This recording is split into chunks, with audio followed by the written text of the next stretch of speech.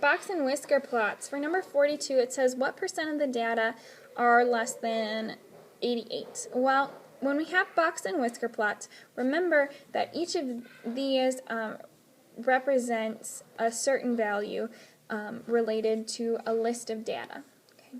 So this bottom one is our minimum, the smallest one on the list. This top one is the maximum. And the middle one is the median. And if you didn't remember, the median is the middle number. So that's when you list them all in order and you find the one right in the middle. These other numbers are Q1 and Q3, or quartile 1 and quartile 3.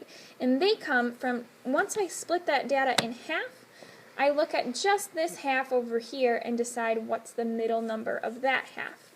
And so when I find the middle of this half of the data, that's what gives me this number. And when I find the middle of this half of the data, that's what gives me this number. So I'm looking for what percent of the data is less than 88%. Well, I know a few things. I know from here to here is 100% of the data.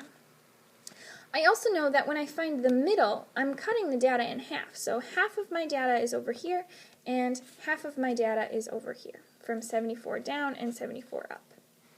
Now, if I take half of my data and I cut it in half again, I find the middle again. This means that I'm taking that 50% and cutting it in half, and so I would have 25% over here, 25% of my data in here. Same thing goes on this side. I take half of the data, cut it in half again, so I get 25% of the data in here and 25% of the data in here.